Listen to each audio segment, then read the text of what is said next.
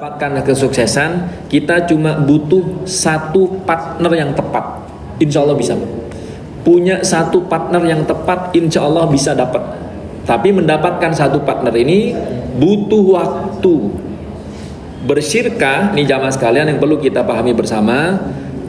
Bersyirkah itu tidak harus dengan kawan lama. Betapa banyak orang baik untuk berkawan, tidak baik untuk berdagang. Betul atau tidak? Kita punya banyak teman, Pak. Mungkin teman lama, teman SD, teman SMP, teman SMA. Kalau dijadiin teman enak nih. Tapi jangan diajak bersyirkah, berantakan, Pak. Banyak gak enaknya. Aduh, masa sih sama teman perhitungan banget. Udahlah, kalau rugi udah anggap ikhlas. Ya gak bisa begitu dalam syirkah. Jadi kalau mau bersyirkah, silahkan cari partner yang benar-benar amanah dan kompetensi. Baik, sekarang kita akan masuk kepada teknisnya. Gimana Ustadz? Kalau kita mau bersyirkah dan syirkah yang kita pilih adalah syirkah mudharabah. Ini perbedaan mendasar antara syirkah inan dengan syirkah mudharabah. Syirkah inan, dua-duanya setor modal, dua-duanya ikut bekerja.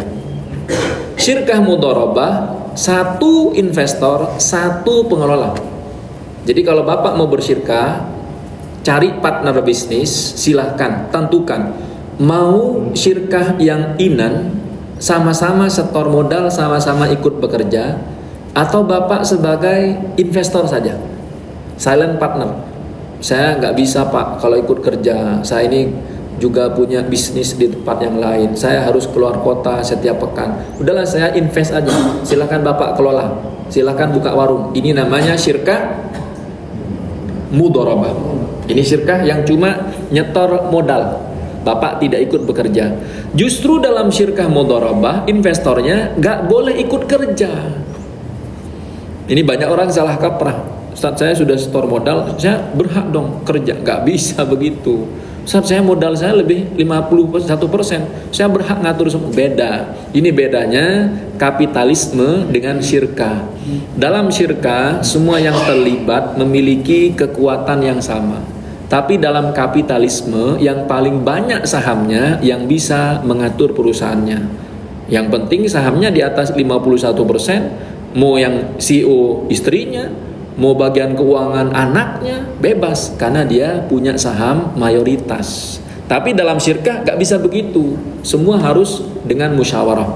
Yang pertama, kalau kita ingin bersyirkah harus saling ridho, tidak terpaksa. Jangan minta modal, ayo Pak store, ayo store modal sambil pegang pistol Pak, jangan begitu, itu namanya nodong. Ayo jamaah semua buka dompetnya, syirkah, jangan begitu. Pak RW buka dompetnya Pak RW. Kata Pak RW, Ustadz saya gak bawa dompet. Nah, jadi harus jangan terpaksa, harus rela. Sudah tahu? Kalau tidak rela ya sudah selesai urusan syirkahnya. Akad kesepakatannya munjazah, bisa diwujudkan. Jadi kalau kita mau bersyirkah, cari objek bisnis yang bisa kita lakukan. Misalkan apa syirkahnya? Kami bersyirkah buka warung, silahkan. Kami bersyirkah buka restoran, silahkan. Tapi kalau bersyirkah, Ustadz, kami bersyirkah, apa proyeknya Pak? Proyek bangun tol di atas laut. Bisa diwujudkan atau tidak? Bisa. Tapi kalau ke laut Ustadz, sampai ke Antartika, bisa? Ya nggak bisa. Proyeknya apa? Bangun tangga sampai ke langit. Ya nggak bisa. Apa proyeknya? Proyeknya Ustadz, kami harus bisa mendapatkan keuntungan 1 triliun dengan modal 1 juta rupiah dalam waktu 3 bulan. Ya nggak bisa. Yang seperti ini tolong jangan dipercaya. Jadi Bapak Ibu sekalian, kalau ada orang nawarin syirkah, kemudian bagi hasilnya 10%, udahlah, jangan terlalu percaya. Kenapa? Nggak make sense. Kalau dia bisa menghasilkan 10%, ya ngapain nawarin ke orang? Modal 100 juta dikasih keuntungan 10%, berapa? 10 juta tiap bulan. Ya ngapain dia ngajak orang? Modal 1 miliar dapat keuntungan 10%, berapa? 100 juta tiap bulan. Nah, hati-hati. Kalau ada penawaran bisnis di atas 5%, hati-hati. 5% oke lah, 3% oke lah, ketahuan ini bisa dagang, dia punya hitungan.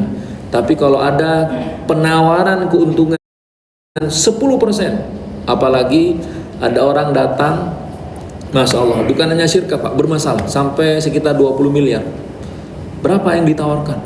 20%. 20%. Kok bisa percaya gitu? Orang ngasih modal, kemudian bagi hasilnya tiap bulan 20%. Kan gak masuk akal Pak. Contoh begini, Bapak punya 100 juta, kasih ke dia dengan bersyirkah, tiap bulan Bapak dapat 20 juta. Masuk akal apa enggak? Ya semua orang mau. Enak banget nih, kita modal 100 juta, tiap bulan dapat 20 juta. Nah, dari mana hitungan bisnisnya? Nah, tidak masuk akal. Kalau sudah tidak masuk akal, akadnya tidak munjazah, udah jangan dipercaya. Kemudian pelaku akad memiliki kompetensi al-ahliyah fit tasarruf.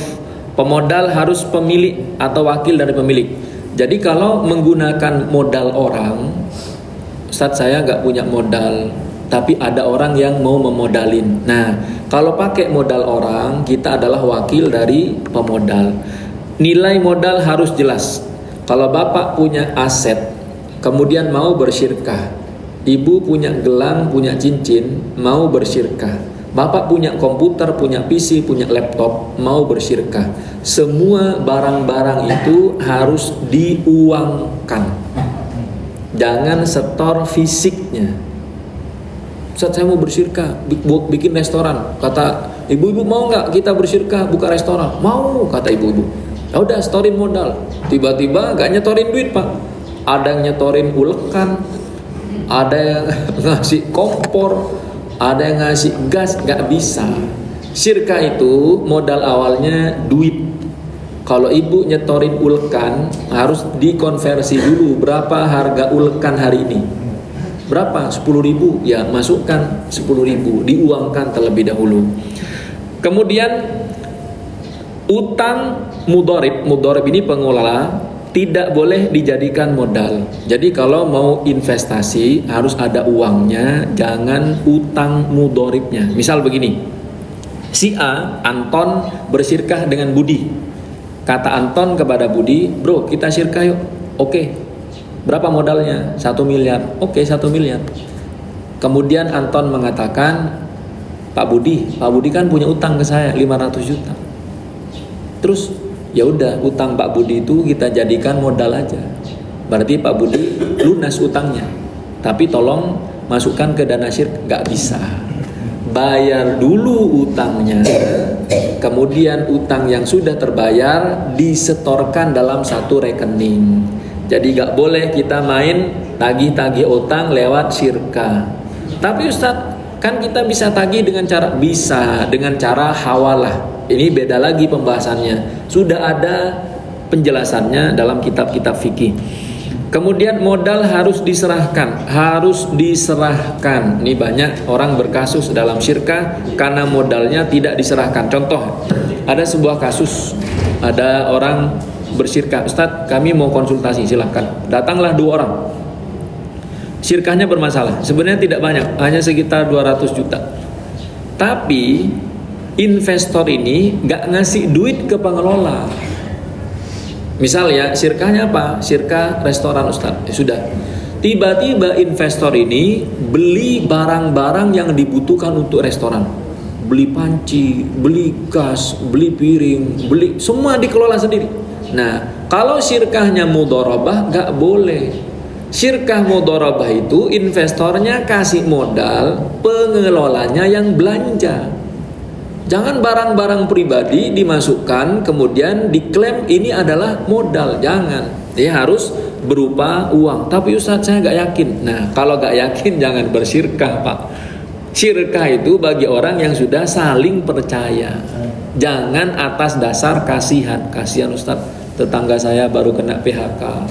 Kasihan Ustadz, ini ada orang kampung gak punya pekerjaan. Udahlah saya modalin untuk syirkah. Jangan. Kalau mau bantu kasih duitnya aja, jangan bersyirkah.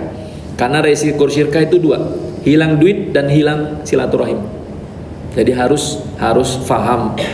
Kemudian jenis usaha harus halal. Usahanya apa? Penggemukan hewan kurban, silahkan. Usahanya apa? Ternak lele, silahkan. Tapi kalau usahanya apa? Usahanya ini Ustaz, jual beli minuman keras, oh gak boleh. Usahanya apa? Usahanya Ustaz, kami bersyirkah, syirkah kami syirkah mudharabah. Usahanya apa Pak? Usahanya adalah tempat hiburan malam. Boleh atau tidak? Usahanya karaoke Ustaz. Tapi kami bersyirkah, gak boleh, karena objeknya haram. Usahanya apa? Usahanya adalah jual beli narkoba, haram, gak boleh. Jadi kalau yang haram secara zat, barangnya haram, semua jenis transaksi tidak akan merubah status haramnya. Contoh misalkan, usahanya apa Pak? Penggemukan hewan kurban, halal, silahkan lanjutkan. Usahanya Pak? Penggemukan babi Ustaz. Halal atau haram?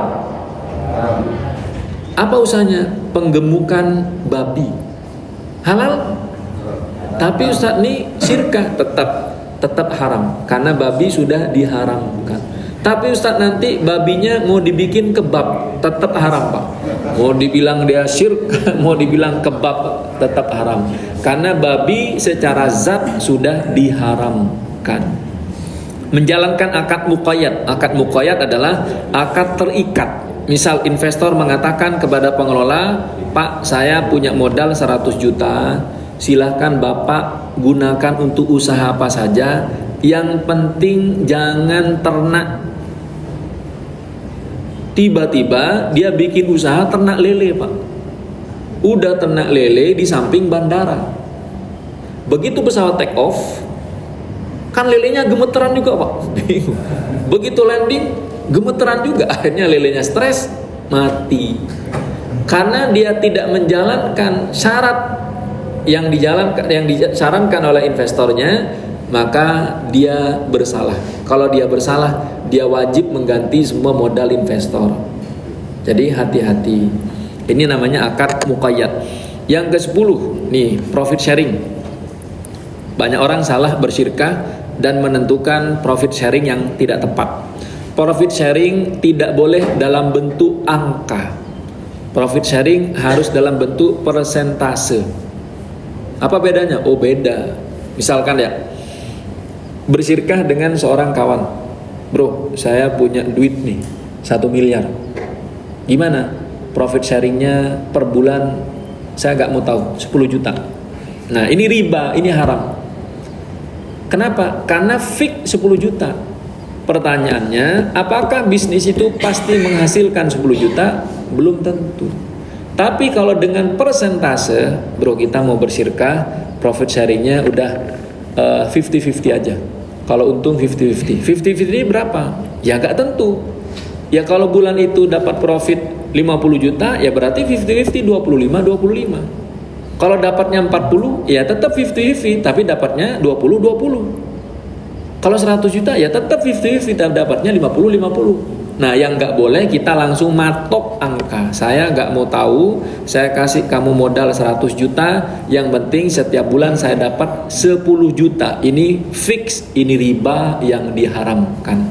Kalau sudah diharamkan, jangan dimakan, jangan dilanjutkan, hanya akan menjadi bibit musibah. Gak kena bapaknya, kena ke anaknya. Gak kena anaknya, kena ke istrinya. Gak kena ke istrinya, di masa yang akan datang akan menyulitkan karir keturunannya. Ini dampak buruk harta haram. Jadi yang mau bersyirkah, tentukan profit sharing berdasarkan dengan persentase, bukan dengan angka. Bagi hasilnya berapa? 50-50, oke. Bagi hasilnya berapa? Ya 60-40, oke. 70-30, oke. Jangan minta pokoknya tiap bulan saya harus dapat 10 juta. Ini riba dan hukumnya haram. Yang kedua, tentang profit sharing. Profit sharing berdasarkan profit, bukan berdasarkan jumlah modal. Harus profit ya. Banyak orang bersyirkah salah. Profit sharingnya kita lihat, oh ternyata dari revenue. Gak bisa. Profit sharingnya dari apa? Berdasarkan omset. Gak bisa. Omset itu kotor Pak. Kan masih harus dikeluargi, overheadnya berapa, gaji karyawannya berapa. Nah itu harus dikurangi semua, baru net profit yang dibagikan. Jadi karena banyak, omsetnya berapa? 1 miliar. Omset memang 1 miliar. Bagi hasilnya berapa? 50-50. Ini belum bayar gaji karyawan, belum sewa kantor, tiba-tiba sudah dibagi. Kasihan pengelolanya. Jadi yang dibagi adalah net profitnya. Ustaz, kalau gak ada profitnya, jangan dibagi. Kenapa? Kan gak ada profitnya. Ini kita pernah ketemu, Pak. Saya ketemu di Jakarta ya. Ada ibu-ibu, bisnisnya adalah bisnis emas. Bisnis emas. Kan orang bisnis emas nih, mohon maaf, kan nggak boleh kelihatan miskin, Pak. Bisnisnya apa? Emas. Tapi dia ke mall pakai sandal jepit, pakai celana pendek, pakai kaos oblong. Kan orang nggak percaya. Bisnis emas nih, meskipun sedang susah, ya tetap harus kelihatan kayak orang kaya. Ini yang dia perlihatkan. Masih kelihatan orang kaya. Dia mengeluh karena bagi hasil yang tidak ada hasilnya. Maka saya tanya, ibu kenapa bagi hasil? Kan gak ada hasilnya. Iya Ustaz, tapi kan dia saudara saya. Ini reputasi saya di depan investor, gak bisa begitu. Ibu harus jaga reputasi di depan Allah Subhanahu wa ta'ala. Dalam bersyirkah tidak boleh menzolimi orang, itu hukumnya haram. Juga tidak boleh menzolimi diri sendiri, hukumnya juga haram. Sudah tahu bisnisnya gak profit, gak ngaku. Harusnya dia sampaikan, mohon maaf kepada para pemilik saham, pada para investor, tahun ini bisnis kita tidak profit. Nah, kalau investornya paham agama, dia diem. Ya gak apa-apa, kita sudah tahu. Alasannya apa? Baru sampaikan alasannya. Karena COVID, karena ada kebijakan dari pemerintah, karena A, karena B, ya bisa diterima. Tapi kalau investornya gak paham agama, gak mau tahu, pokoknya saya gak mau tahu, untung gak untung, modal saya balikin, ini riba. Kalau ada investor yang seperti ini, jangan diterima, jangan diterima. Nanti dia akan menjadikan kita sapi perah. Dalam agama, investor dan pengelola derajatnya sama. Dalam kapitalis enggak. Yang punya modal itu yang jadi tuan. Pengelola itu yang jadi sapi perahnya. Nah, agama kita tidak menginginkan itu. Maka ada batasan-batasannya. Baik. Ada yang mau ditanyakan dari nomor 1 sampai nomor 12, silakan.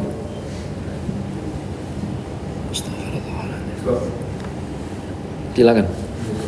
Ustaz, kalau tambang masyarakat itu dasarnya itu halal atau enggak?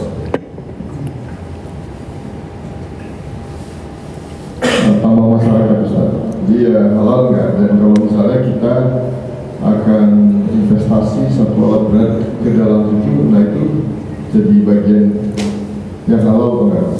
Tambang. Ya, tambang masyarakat. Oh, baik. Tambang masyarakat itu dia masyarakat punya lahan, terus kita cari, misalnya katakanlah komoditinya emas, kita cari emas di lahannya itu. Baik. Pertama, objek hukumnya kita harus tahu. Banyak yang halal tapi diharamkan oleh negara karena undang-undang. Misalkan undang-undang kita mengatakan semua kekayaan bumi, dari nikelnya, emasnya, semua kekayaan itu diatur dan dimiliki oleh negara. Nah, berarti sudah ada yang punya, negara. Contoh misalkan begini, waktu itu saya masih kuliah Pak di Arab. Orang Arab pengen burung kakak tua. Aneh-aneh, memang kalau orang kaya tuh aneh-aneh. Dia minta per minggu 3 ekor. Gimana caranya? Harganya 40 juta Pak, satu. Apakah burung kakak tua itu halal atau haram? Ya, halal. Tapi karena dia dilindungi oleh negara, maka menjadi haram. Karena aturan-aturan yang sudah ditetapkan. Maka objeknya sudah haram. Gak bisa kita lanjutkan. Contoh misalkan lampu merah. Lampu merah itu gak ada dalilnya Pak. Gak ada ayatnya, gak ada hadisnya. Cari ayat dalil yang berkaitan dengan lampu merah, lampu kuning, lampu hijau. Gak ada. Tapi karena agama menganjurkan kita taat kepada pemerintah, maka yang diwajibkan oleh pemerintah jalankan. Lampu merah itu hukumnya wajib berhenti. Wajib ya. Karena kalau kita melanggar, kita akan menzolimi orang. Nah, kezoliman itu yang diharamkan. Tidak dispesifikkan dalam lampunya, tapi dalam kezolimannya. Tambang masyarakat itu punya siapa? Kalau lahannya punya masyarakat, kemudian diatur oleh negara, maka harus ikut aturan negara. Kalau negara memperbolehkan, ada izinnya, silahkan lanjutkan. Tapi kalau ngumpet-ngumpet, kalau harus bayar ke oknum, harus ada setoran ke si A dan ke si B, maka ini sudah jelas keharamannya. Dan yang seperti ini biasanya tidak berkah. Ada seorang pengusaha datang ke saya, "Ustaz, bisnis saya ini itu dan sebagainya." Apakah halal? Ya, secara pekerjaannya halal. Tapi regulasinya yang tidak halal. Dia harus setor kepada oknum tiap bulan sekian, kepada orang-orang sekitar tiap bulan sekian. Nah, maka menjadi haram. Jadi sebaiknya mencari bisnis itu bukan hanya keuntungan materi, tapi di situ ada keberkahan, ada ketenangan, ada kebahagiaan. Ya, kalau duit banyak bikin orang kena stroke, buat apa? Bisnisnya bagus, tapi ternyata bikin jantungan untuk apa? Duitnya banyak, tapi ternyata bikin sengketa juga untuk apa? Nah, jadi agama datang sebagai solusi. Sekali lagi jamaah sekalian, agama itu datang sebagai solusi, bukan sebagai beban. Banyak orang menjadikan aturan agama ini sebagai beban. Kenapa ada ajaran menikah? Itu solusi agar tidak menzolimi pihak perempuan. Kenapa perempuan harus dikasih nafkah? Itu solusi agar perempuan tidak perlu capek-capek bekerja, fokus mengurus urusan rumah tangga. Kenapa laki-laki wajib memberikan nafkah? Nah, karena dengan nafkahnya dia harus bisa memberikan kepada istri dan anaknya, sehingga dia mendapatkan hak kepatuhan dari istrinya. Allah Ta'ala alam bisawab. Berarti Ustaz, yang investasi alam berada juga haram.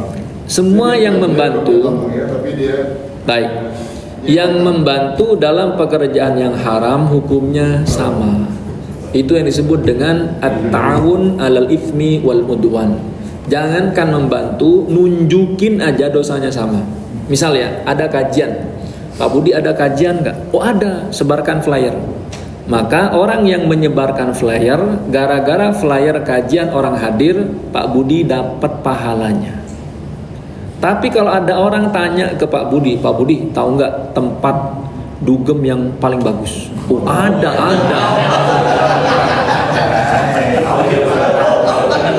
Misal ya, misal nih kan, Pak Agus nanya kan, ada nggak nih?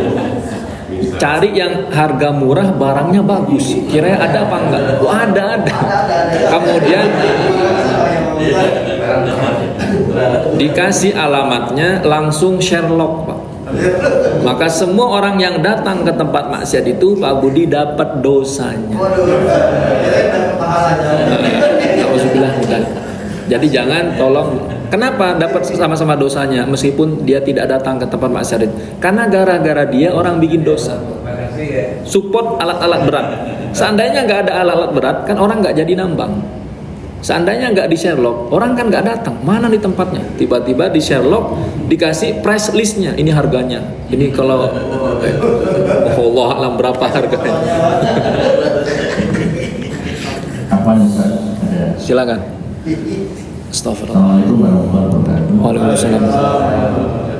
Ustaz, kalau bisnis franchise ini kan kita semacam beli ya, atau ada jumlah uang tertentu yang wajib kita serahkan, baik kita rugi maupun kita untung, mereka nggak mau tahu.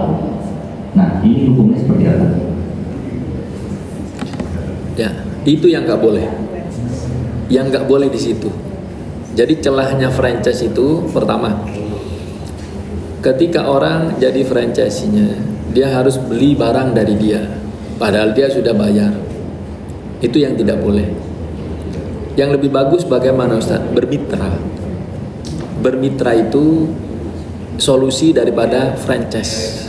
Jadi franchise ini masalahnya dia akan menguasai semua barang dia support, gak boleh beli dari orang. Padahal dia sudah bayar sekian puluh juta, sekian ratus juta. Jadi kelemahan franchise di situ. Kenapa banyak ulama yang mengharamkan? Solusinya seperti apa? Bermitra. Contoh. Sebenarnya terlepas dari pro dan kontranya, contoh nih yang besar ya, terlepas dari pro dan kontranya, misalkan ya kita ambil yang besar, McD dan KFC. Terlepas dari pro kontranya, dia mau support Israel kayak, terlepas dari itu, sebenarnya KFC lebih bagus, karena itu mitra, bukan franchise. Kalau McD kan franchise, bayar sekian. Kalau KFC kan dia bermitra. Saya pernah ngajuin ya, dulu ya, kayak kita belum ada isu-isu Israel itu. Jadi mereka cuma ngasih gambar, silahkan Sherlock titiknya, nanti kami survei berapa jumlah kendaraan yang lalu lalang di situ. Kalau dua arah kanan kiri itu kemungkinan besar diterima. Silahkan bangun, ini gambarnya, udah bangun. Nanti per bulan kita akan bagi. Nah, gak ada bayar di awal. Nah, sebenarnya ini bagus.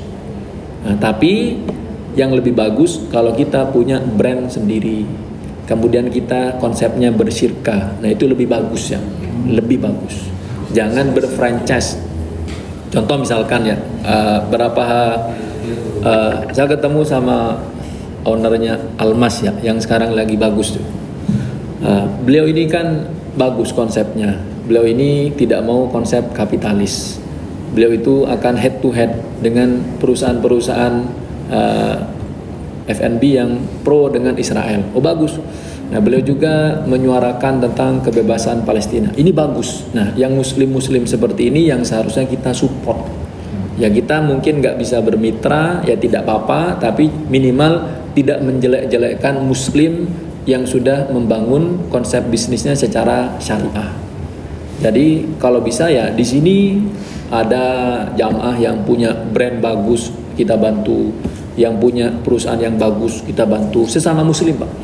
Ya mohon maaf, kadang kita iri juga kepada non muslim dalam urusan ini ya. Non muslim itu kalau urusan bisnis disupport habis-habisan. Kalau kawannya punya bisnis disupport habis-habisan. Nah, sementara kekurangan orang kita ini, kalau ada saudaranya kaya, udah gak suka. Ada bisnis saudaranya bagus, udah diomongin. Nah, ini juga perlu kita evaluasi.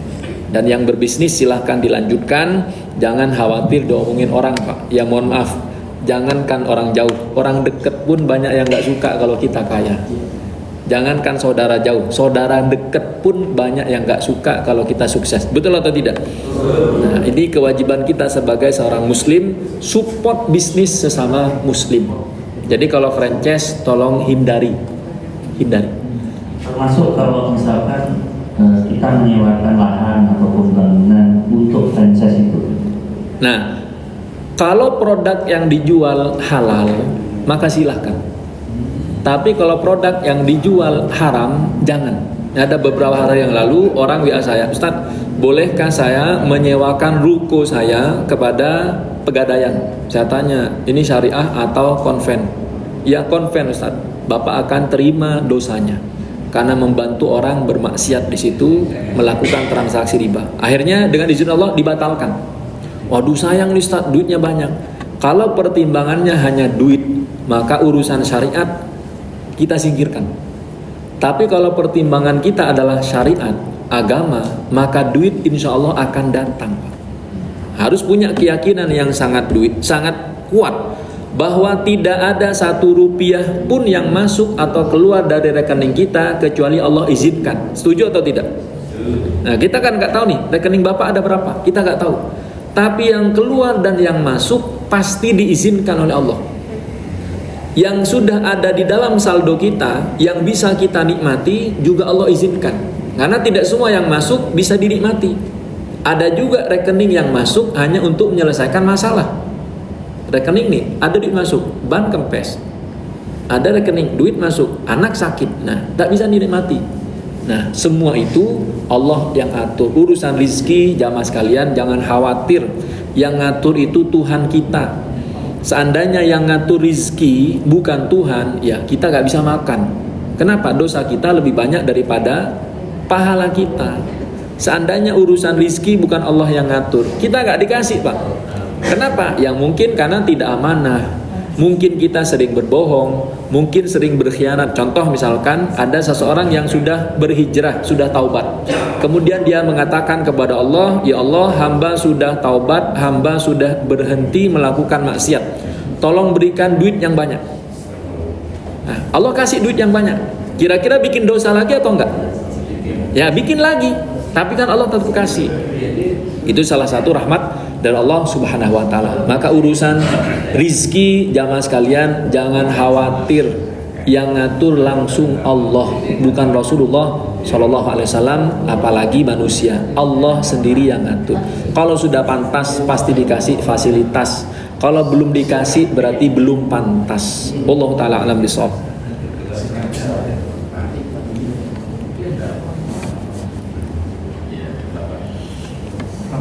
Baik, kita tutup dengan doa kafaratul majlis. Subhanakallahumma wa bihamdika asyhadu an la ilaha illa anta astaghfiruka wa atubu ilaik. Kita doakan orang tua kita doakan mertua kita doakan saudara kandung kita doakan saudara ipar kita doakan orang yang pernah membantu saat hidup kita sulit, kita doakan guru-guru kita yang mengajarkan Al-Quran, guru-guru kita yang mengajarkan sholat 5 waktu.